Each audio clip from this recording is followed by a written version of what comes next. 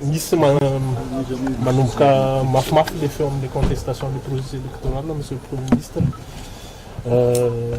Gouvernement tantananao natao hikarakara an'izay processus zay. Inona no ahafahanao mety hoe amalinany le contestation na koa irassurena an'le olona mety miahiahy? Ny zava-misy aloha dia mazava ny hevitry ny gouvernemanta mahakasika ny fizorantsika amin'ny fanomanana ny fidianana. Ny tety andro izay efa napetra ny gouvernemanta dia fantatsika amin'ny fahafito ny volana novambra ho avy zao ny fiodinana voalohany ary ny sivy ambin'ny folo ny volana desambra ny fiodinana faharoa. Tsy miala amin'izany tety andro zany ny gouvernemanta. Ny zava-misy ny hevitra terabary ary fantatsika tsara fa malalaka ny olom-pirenena indrindrindra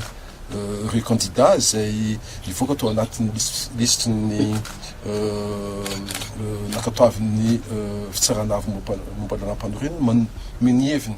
mahakasika ny zava-misy ary ataoko fa ao anatin'ny firenena mandala ny demokrasia malalaka fa neo-kevitra ary ataoko fa zava-dehibe tokoa ny fahafahan'ireny candidat ireny manome ny heviny mahakasika ny rahampirenena fa zay kosa tsy midika fa zay zavatra voalaza na ho resany rehetrarehetra reny dia marina daholo na mitombona daholo fa nytiako lazaina amintsika fotsiny hoe miroso atsika amin'ny fanomanana ny fifidianana tatsika mitety andro rehetrarehetra voaza hatramin'izao ny farina avy amin'ny premier ministre lehibe ny gouvernement dia ny fitoniana ny filaminana fandriampahalemana izay tsy maintsy ateventsika foana amin'ny anjara andraikitra maro isan-karazany izay raisina amin'izao fotoana zao mba ahafahantsika mametraka tokoa ny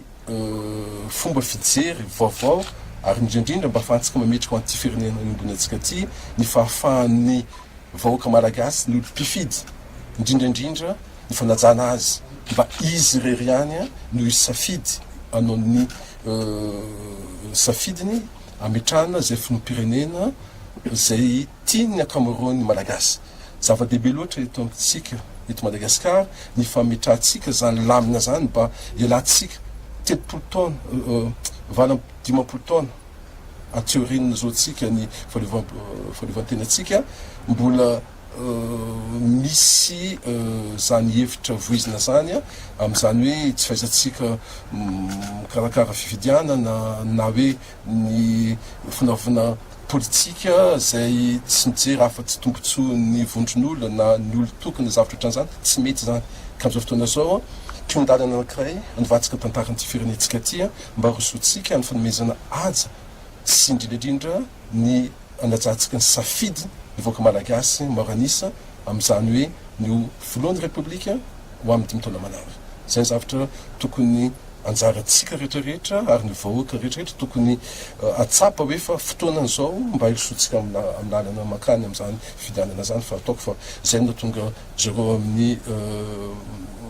Union africaine ny teny teo hoe matoky ny fandraisana andraikitra ny antrim-panjakana rehetrarehetra izy amin'izao fotoana zao mba hirosotsika amin'izany fanomanana fidianana zany anatin'ny fitoniana sy filaminana sy fandriampahalemana. Matoky zany gouvernement tsy miova ny daty fidianana raha zay fa voalazoko ambinimbiny fa ny tety andro mahakasika ny andro anaovantsika ny fiodinana voalohany dia 7 novambra ho avy zao ary tsy miova amin'izany atsika satria zay no voamarika amin'ny fomba ofisialy ary manaja ny lampanorenantsika sy ny tety fanapahana no raisy ny fitsarana avy momba ny lampanorenana tamin'ny 15 ny volana Mai lasa teo.